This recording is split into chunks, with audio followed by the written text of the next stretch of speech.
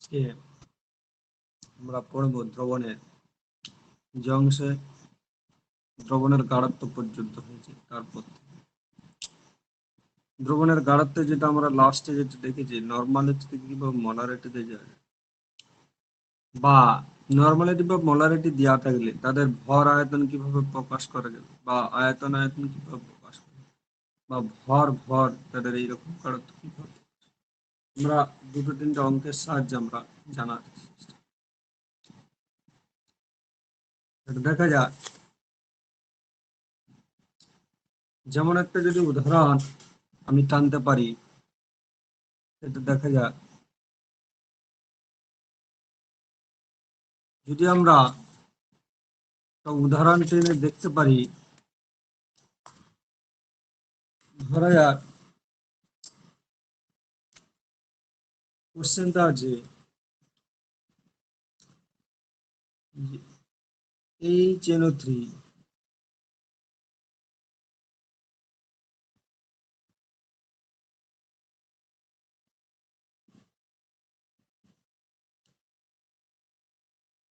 HNO3 এর একটি জলীয় দ্রবণে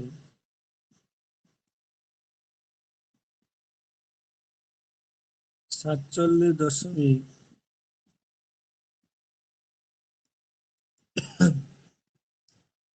এটা দিয়ে আছে ওয়েট, এটা দিয়ে আছে ওয়েট বাই ভলিউম।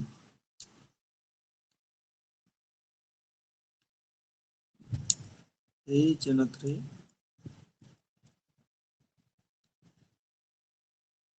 এখানে বলছে দ্রবণটি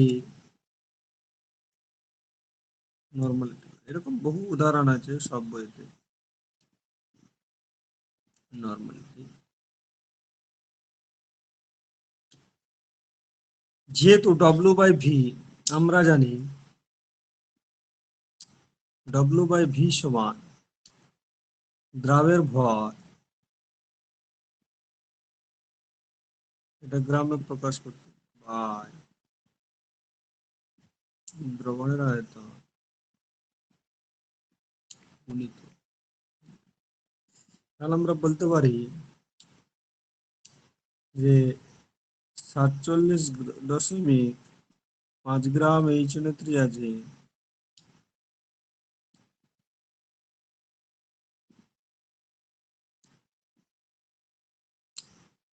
একশো সেন্টিমিটার কিউব দ্রবণের।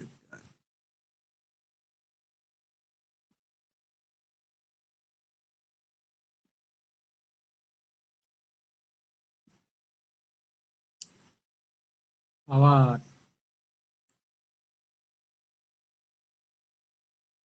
HNO3 ক্ষারগ্রাহিতা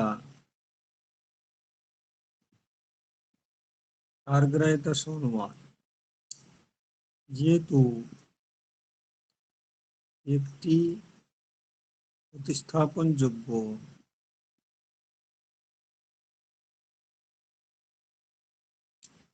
প্রতিস্থাপনযোগ্য হাইড্রোজেন পরমাণু।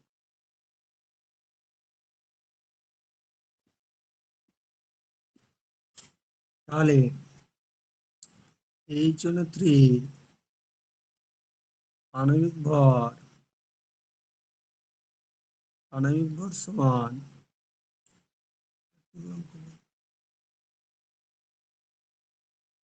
এটা আমাকে বোঝানোর দরকার নেই, যেহেতু তুলনাঙ্ক ভর সমান আণবিক ভর বাই যোজ্যতা, বা HNO3 ক্ষেত্রে ক্ষারগ্রাহিতা। তাহলে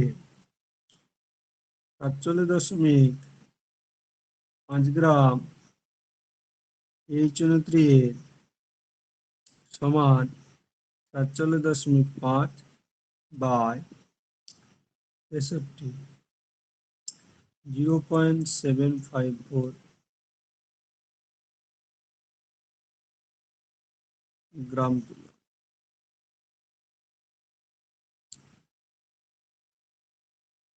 অতএব দ্রবণের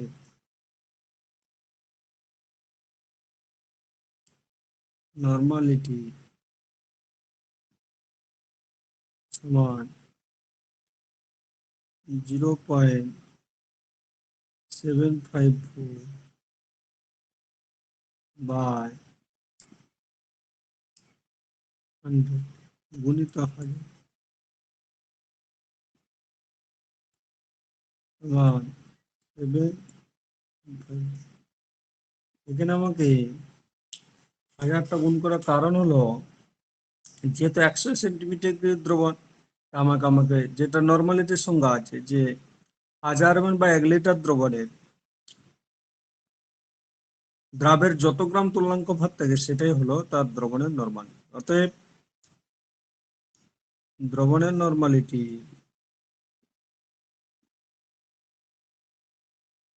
নর্মালিটি 7.5। এরকম অনেক উদাহরণ আছে। যদি আর একটা জানি আমি তাহলে আসি।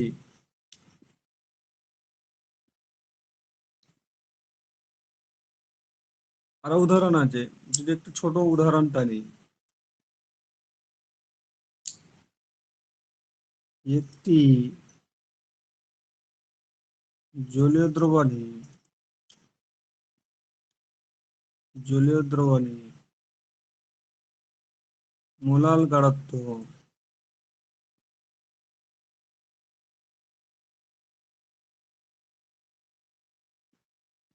1 মোলার,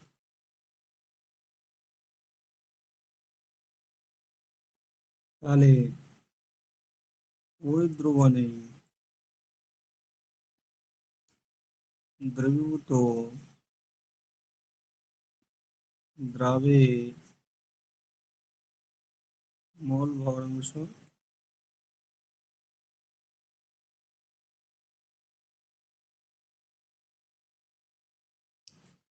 আমরা জানি মোলাল গাঢ়ত্বের সঙ্গে 1000 গ্রাম দ্রাবের যত গ্রাম মোল বা যত গ্রাম অণু দ্রবীভূত থাকে সেটাই ওই দ্রবণের মোলালিটি। তাহলে আমরা জানি প্রশ্ন অনুযায়ী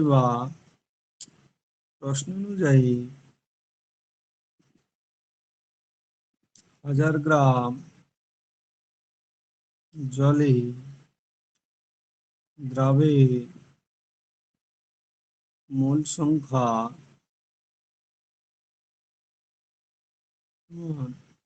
1। তাহলে 1000 গ্রাম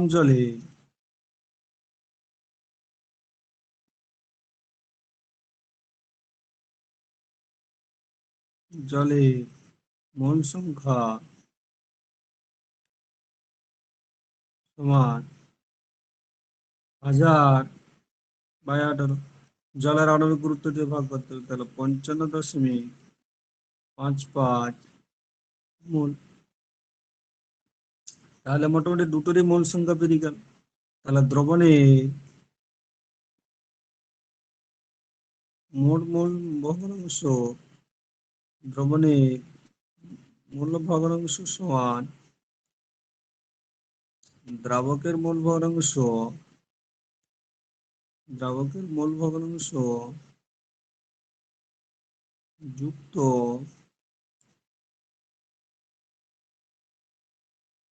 দ্রাবের মোল ভগ্নাংশ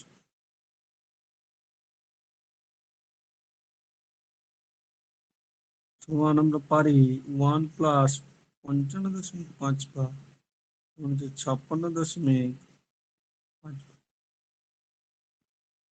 অতএব দ্রাবে মোল ভগ্নাংশ আমরা আগেই পড়েছি সমান into by n1 plus n।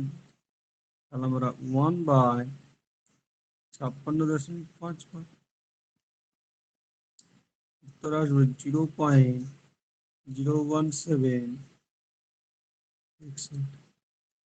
এরকম প্রচুর উদাহরণ আছে। আরো যদি জানার চেষ্টা করি,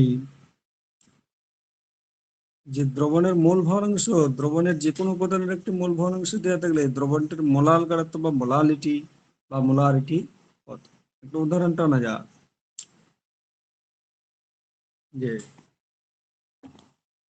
একটা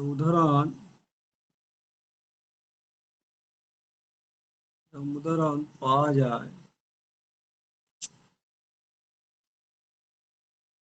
ইস্টুসুপরে ইস্টুসুপরে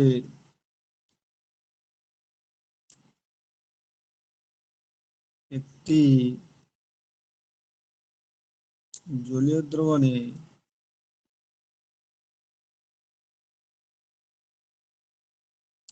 জলে মোল ভগ্নাংশ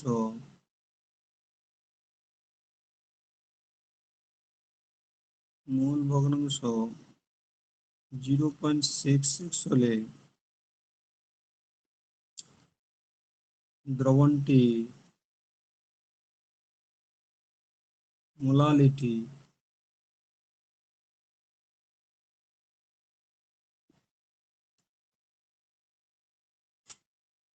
এখন আমরা সূত্র অনুযায়ী বা প্রশ্ন অনুযায়ী যেটা জানতে পারছি, প্রশ্ন অনুযায়ী n1 বাই n1 প্লাস সমান 0.6। এর উপর আমাকে জানতে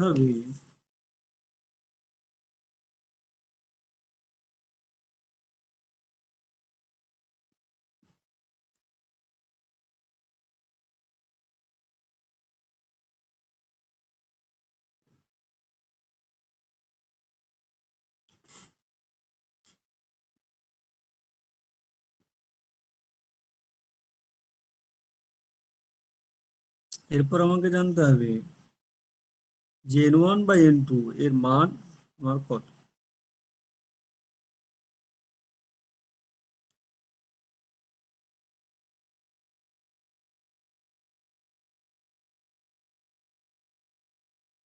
তাহলে আমাকে যদি n1 সমান 0.6 n1 প্লাস n2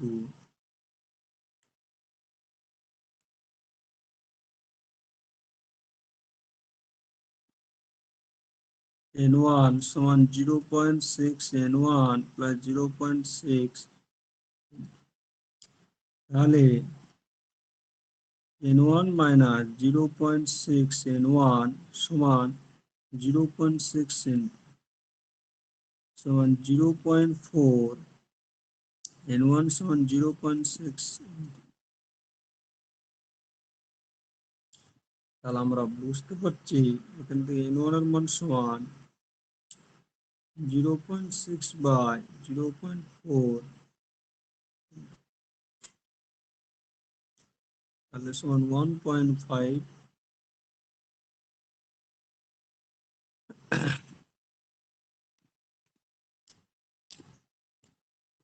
আবার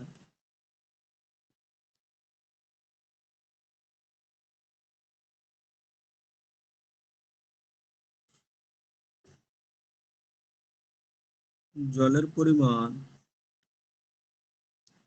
দ্রবণে জলের পরিমাণ n1 সমান 1.5 ইন্টু সমান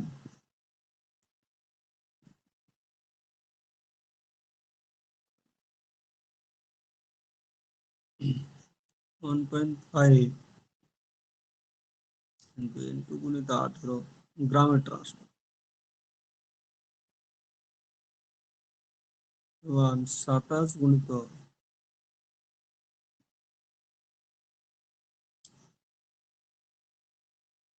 তাহলে দ্রবণটি মোলালিটি আমাকে 1000 গ্রাম দ্রাবকে বের করতে হবে। মোলালিটি সমান ইন্টু বাই 27 গুণিত ইন্টু, এটা জলের পরিমাণ। তাহলে 1000 গ্রাম দ্রাবকে কত? তাহলে সমান 37.0।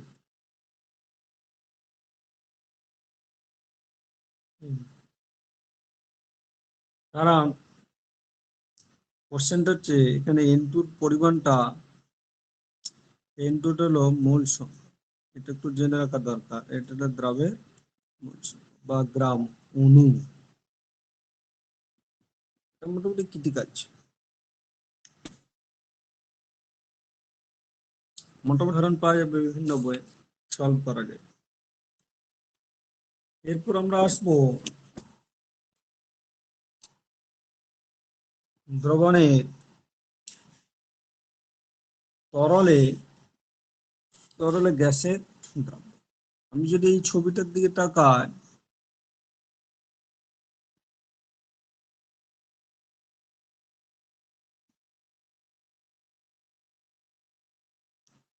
এটা যদি তরলের অণু থাকে,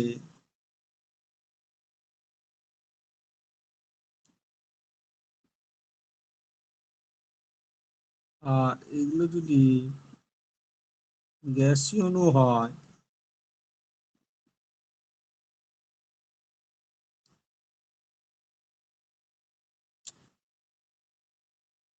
এগুলো হচ্ছে তরল পদার্থে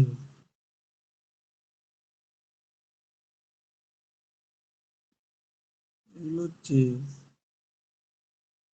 গ্যাসীয় পদার্থ।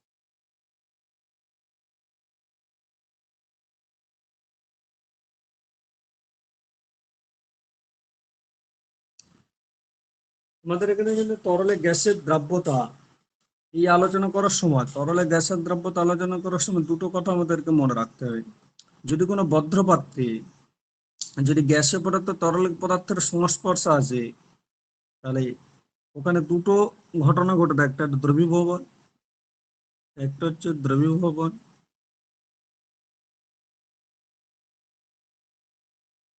দ্রবীভবন যেটাকে আমরা বলি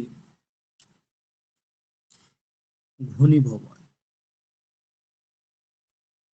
আর একটা ঘটনা এর পাশাপাশি ঘটতে থাকে, এটা হলো বাষ্পীভবন।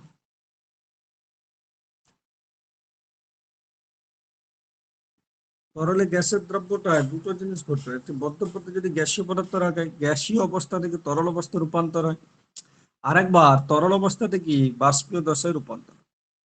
অর্থাৎ দুটো ঘটনায় পরস্পর চলতে থাকে। এই দ্রবীভবন এবং বাষ্পীভবনের একটি সাম্যাবস্থা রচিত হয়। সাম্যাবস্থা কখন রয়েছে? যখন তরল পদার্থে গ্যাসীয় পদার্থ দ্রবীভূত হয়ে একটি সম্পৃক্ত দ্রবণ তৈরি করা প্রয়োজন। সম্পৃক্ত দ্রবণ যখনই হয়ে যাবে তখন দ্রবীভবন এবং বাষ্পীভবনের মধ্যে একটি সাম্যাবস্থা রচিত। এই তরল পদার্থে গ্যাসীয় পদার্থের দ্রব্যতাকে আমরা অনেক সময় দ্রব্যতা গুণাঙ্ক, দ্রব্যতা গুণাঙ্ক যেটাকে বলে সলিবিলিটি কোএফিসিয়েন্ট, সলিবিলিটি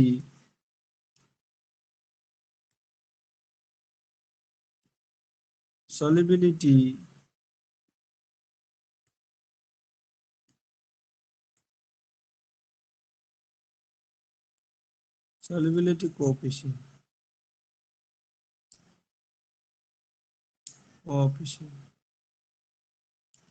আর বা অবশোষণ গুণাঙ্ক দিয়েও প্রকাশ করে, অবশোষণ যেটা বলে অ্যাবজর্পশন কোএফিসিয়েন্ট, অ্যাবজর্পশন অ্যাবজর্পশন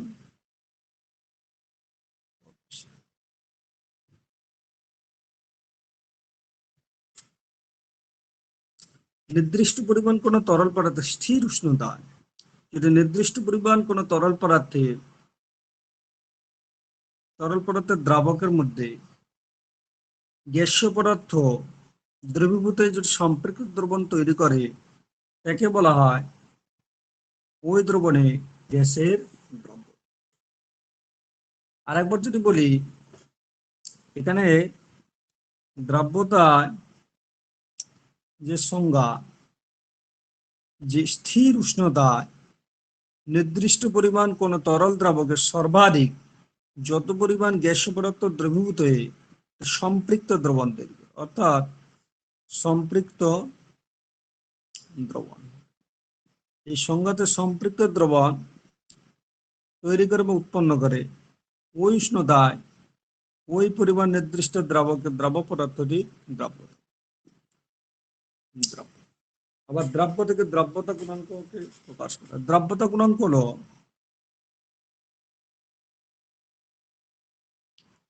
দ্রাব্যতা গুণাঙ্ক, এটা হচ্ছে স্থির উষ্ণতা। যদি আমরা পরীক্ষা যখন করব, সেটা পরীক্ষাকালের উষ্ণতা ও চাপে একক আয়তনের কোনো তরলে নির্দিষ্ট পরিমাণ বা তরল দ্রাবকে যত আয়তনে কোনো গ্যাস দ্রবীভূত হয়ে সম্পৃক্ত দ্রবণ তৈরি করে তাকে ওই উষ্ণতা চাপে গ্যাসের দ্রাব্যতা গুণাঙ্ক। অর্থাৎ আমরা যেটা জানতে পারছি যে সংজ্ঞাতে উল্লেখ করার সময় অবশ্যই পরীক্ষাকালে উষ্ণতা ও চাপ এই দুটো নির্দিষ্ট। অর্থাৎ পরীক্ষাকালের উষ্ণতা চাপে একক আয়তনে কোনো তরল দ্রাবকে যত আয়তনের কোনো গ্যাস দ্রবীভূত সম্পৃক্ত দ্রবণ তৈরি করে তাকে উষ্ণতা চাপে গ্যাসের দ্রাব্যতা। একইভাবে অবশোষণ গুণাঙ্ককে একইভাবে প্রকাশ করা যে পরীক্ষাকালের উষ্ণতা ও চাপে একক আয়তনে কোনো তরলে যত পরিমাণ গ্যাস দ্রবীভূত সম্পৃক্ত দ্রবণ তৈরি করে প্রমাণ উষ্ণতা চাপে ওই পরিমাণ আয়তন যদি কোনো গ্যাস অধিকার করে থাকে তাহলে তাকে বলা হয় ওই উষ্ণতা চাপে তো গ্যাসের অবশোষণ গুণাঙ্ক। সংজ্ঞাটা প্রায় একই। যদি আমরা অপসারণ গুণাঙ্ক বা দ্রাব্যতা গুণাঙ্ক যদি আলোচনা করি, তাহলে আমরা দ্রাব্যতা গুণাঙ্কে যেটা পাচ্ছি নাকি যে পরীক্ষাকালের উষ্ণতা চাপে একক আয়তনে কোনো তরল দ্রাবকে যত পরিমাণ গ্যাস দ্রবীভূত সম্পৃক্ত দ্রবণ তৈরি করে উষ্ণতা ওই ওই উষ্ণতা ও চাপে ওই গ্যাসের দ্রাব্যতা গুণাঙ্ক বলে।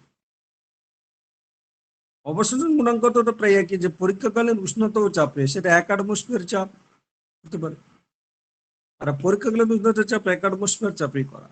যে কোনো তরল যত পরিমাণ গ্যাস দ্রবীভূত হয় দ্রবীভূত সম্পৃক্ত দ্রবণ তৈরি করে প্রমাণ উষ্ণতা চাপে সেই পরিমাণ গ্যাস যে আয়তন দখল করে থেকে পরীক্ষাকালীন উষ্ণতা চাপ উক্ত তরল অবশোষণ গুণাঙ্ক। সংখ্যাটা প্রায় এক। এরপর আসবো তরলে গ্যাসের দ্রাব্যতা উপর প্রভাবকারী বিষয়সমূহ, অর্থাৎ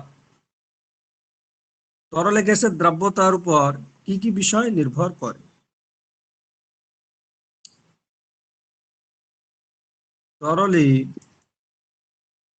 তরল দ্রাবকে গ্যাসের দ্রাব্যতার উপর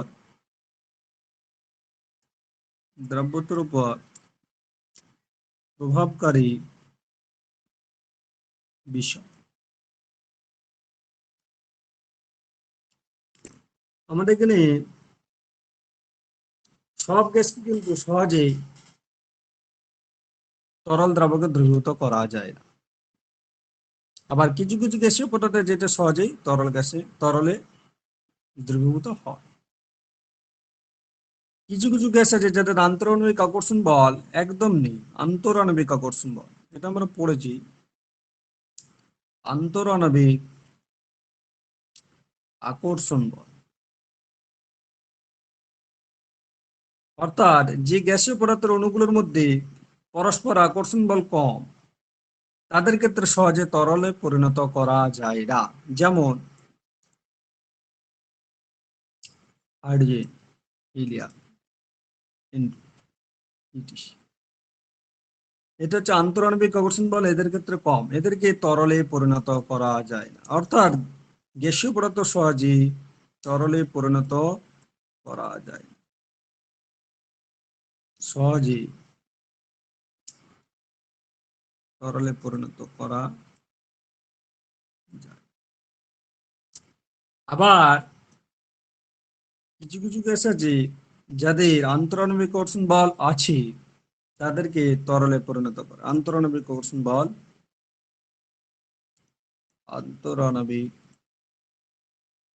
আকর্ষণ বল।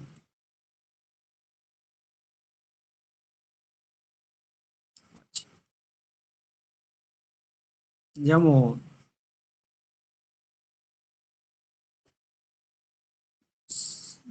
CO2, মানে যৌগিক গ্যাসীয় অণু। আবার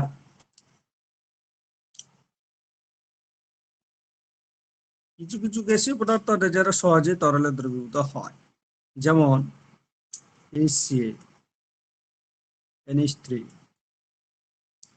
এরা আবার গ্যাসের তরলে দ্রবীভূত সময় H+ আর Cl- এ বিভাজিত। আর এটাও তাই, NH4+ আর OH- এ আয়নিত হয়। অর্থাৎ এটা H+Cl- আয়নিত, এটা NH4+ আর OH- এ আয়নিত।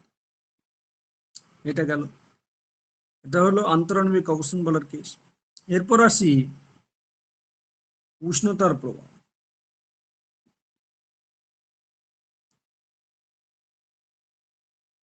এটা আমাকে জানার জন্য একটু বিভিন্ন চ্যাপ্টারে একটু আলোচনা করতে পারে। লার্জ সাতেলিয়ার প্রিন্সিপাল, লার্জ সাতেলিয়ারের প্রিন্সিপাল, এটা খুব গুরুত্বপূর্ণ।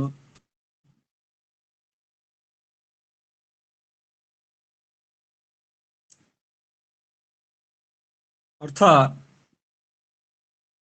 তরল তরল পদার্থ প্লাস গ্যাসীয় পদার্থ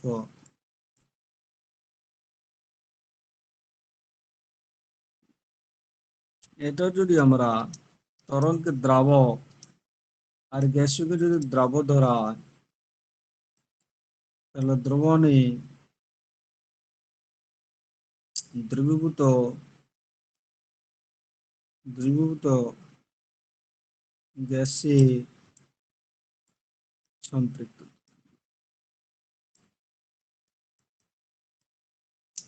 বলছে গ্যাসীয় পদার্থ তরলে দ্রবীভূত হওয়ার সময় তাপ উৎপন্ন হয়। অর্থাৎ এই প্রক্রিয়াটা হলো তাপদায়ী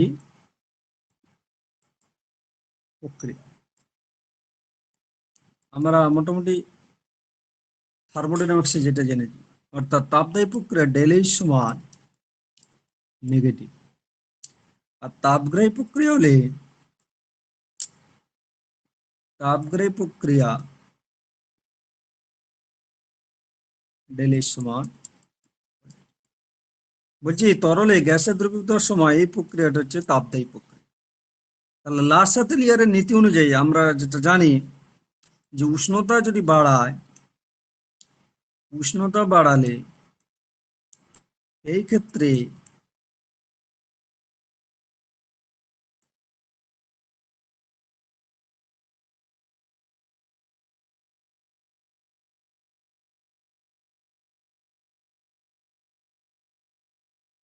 এই ক্ষেত্রে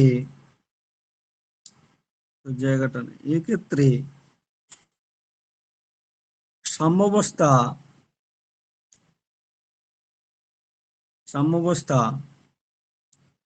বাম দিকে সরে যায়।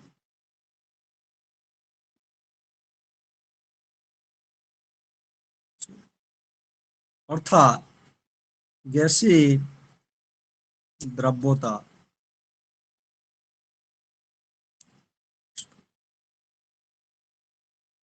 একইভাবে উষ্ণতা কমালে দ্রাব্যতা বৃদ্ধি পায়।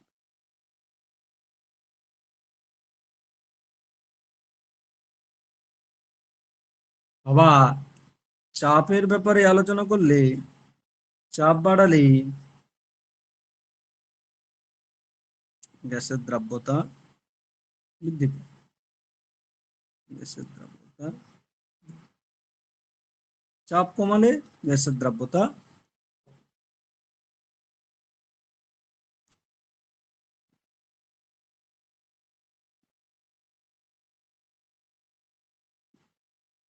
অর্থাৎ যদি আমরা চাপ বাড়াই তাহলে গ্যাসীয় পদার্থে বেশি পরিমাণ দ্রবীভূত হওয়ার সম্ভাবনা বেশি থাকে।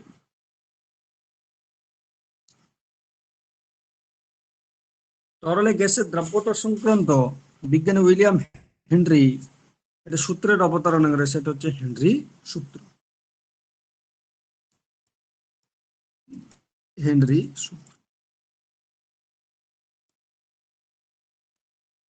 অর্থাৎ দ্রবীভবন এবং ঘনীভবন যখন সাম্যাবস্থায় পৌঁছায়, একটা চাপ থাকে, সেটা হচ্ছে সাম্যাবস্থায় চাপ। স্থির উষ্ণতা নির্দিষ্ট পরিমাণ কোন তরল দ্রাবকে কোন গ্যাসের দ্রব্যতা দ্রবণের সঙ্গে সাম্যাবস্থায় থাকা উক্ত গ্যাসের চাপের সমান। যদি লিখি স্থির উষ্ণতায়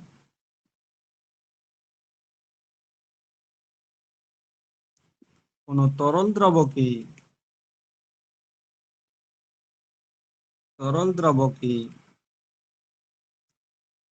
কোন গ্যাসের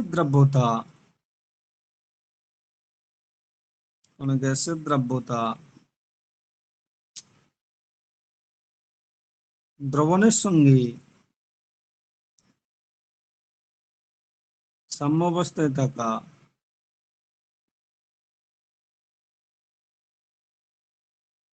উক্ত গ্যাসের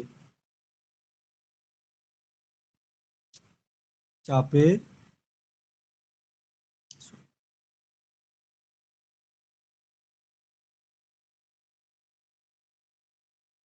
কিন্তু অনেকের কোশ্চেন থেকে চাপটা আবার অনেক সময় সাম্যাবস্থার চাপ যেটা আমরা দেখতে পাই, সেটা কিন্তু অ্যাকচুয়ালি দ্রাবের আংশিক চাপ। চাপটা যেটা এখানে হয় সেটা হচ্ছে দ্রাবের আংশিক চাপ।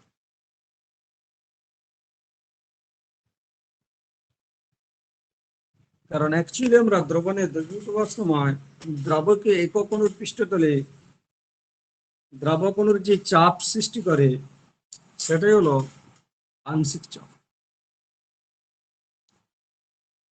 আর তরল দ্রাবকে গ্যাসের দ্রাব্যতাকে আমরা অনেক সময় মূল ভগ্নাংশ হিসেবে প্রকাশ করি। অর্থাৎ দ্রাব্যতা প্রকাশ করার সময়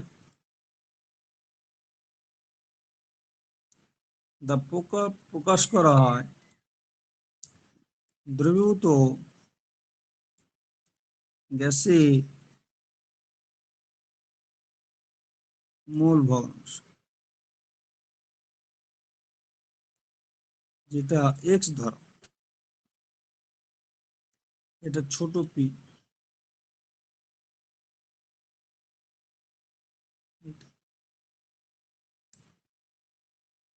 আংশিক চাপ থেকে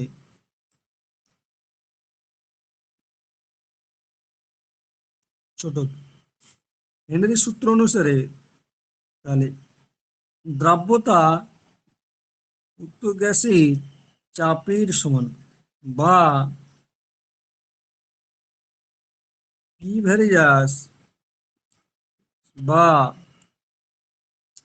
পি সমান ভ্যারিয়াস, বা এটিকে তোলার জন্য আমাকে একটা ধ্রুবক লাগাতে হয়, সেটার মান হচ্ছে কেইচ গুণিত এক্স। এইচ কে বলা হয় হেনরি ধ্রুবক।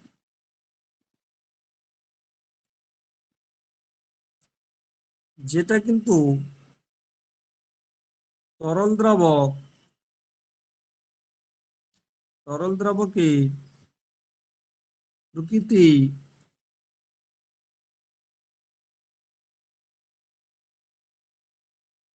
ও গ্যাসে প্রকৃতির উপর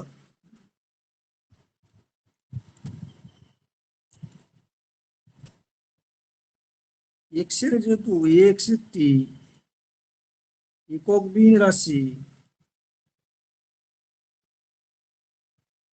তাই এইচ এর একক অ্যাটম বা টর, চাপের একক যা প্রকাশ করে টর বা বা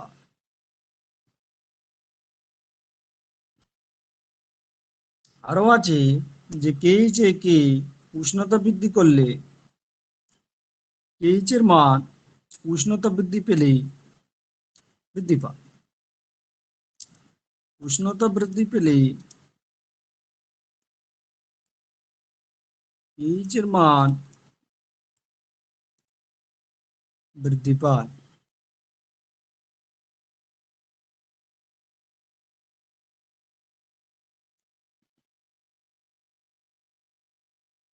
হেনরি সূত্র সব ক্ষেত্রে কিন্তু প্রয়োগ করা যায় না। হেনরি সূত্রের সীমাবদ্ধতা আছে। হেনরি সূত্রের যদি আমরা সীমাবদ্ধতা আলোচনা করি,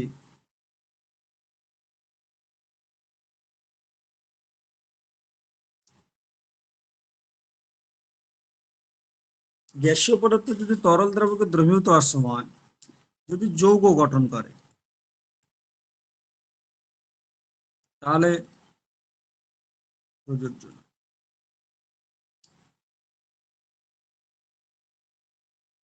আবার কি, যদি গ্যাসীয় পদার্থ আয়নিত বা সংযোজিত হয়, গ্যাসীয় পদার্থ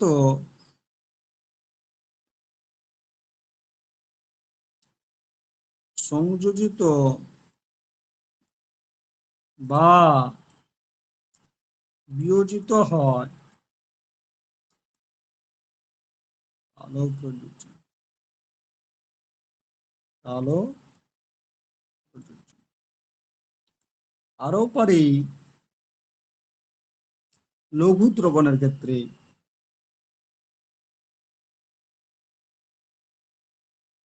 লঘু দ্রবণের ক্ষেত্রে অর্থাৎ যেখানে অধিক মাত্রায় দ্রবীভূত হয়, অধিক মাত্রায় গ্যাসীয় পদার্থ দ্রবীভূত হয়, সেখানে সেখানে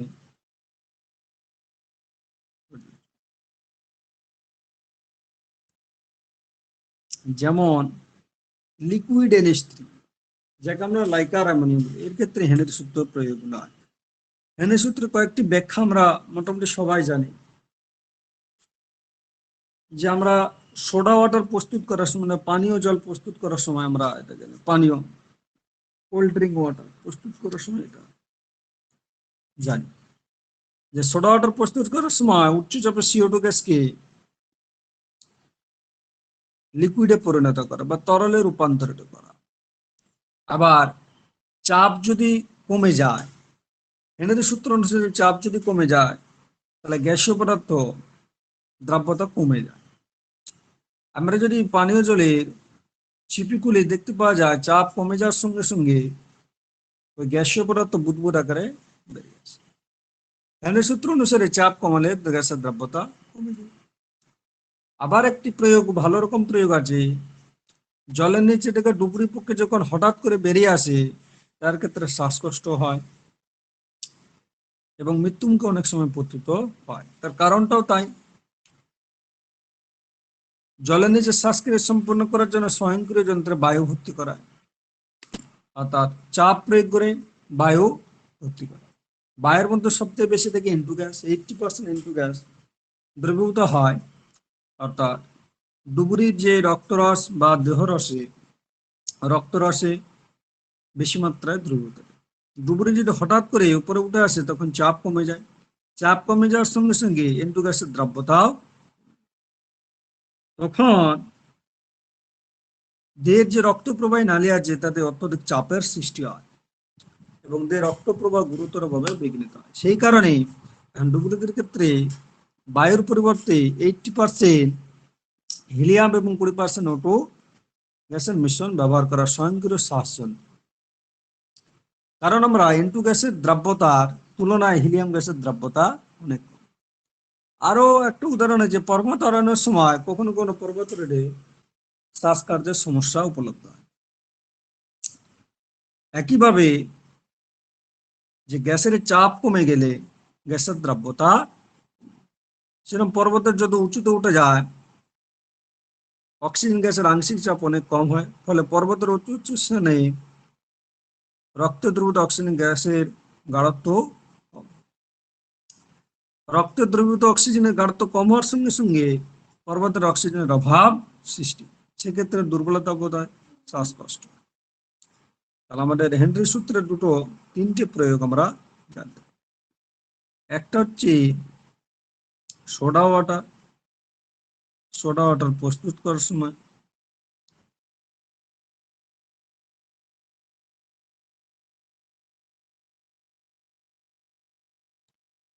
অতি উচ্চ চাপে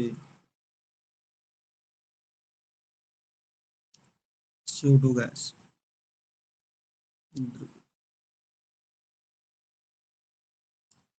CO2 গ্যাস থেকে CO2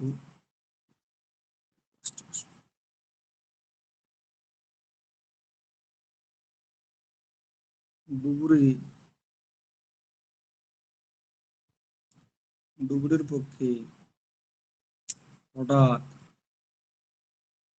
নিচে থেকে উপরে উঠে আসা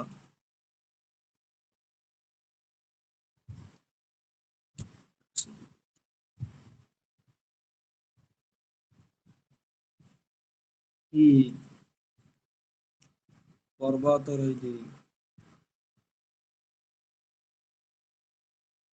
রোহীদের ক্ষেত্রে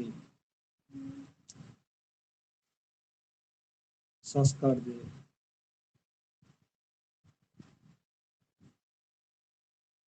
সমস্যা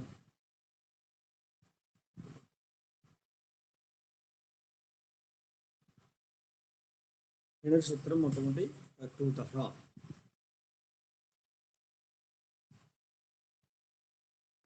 মোটামুটি এটা আমাদের জানা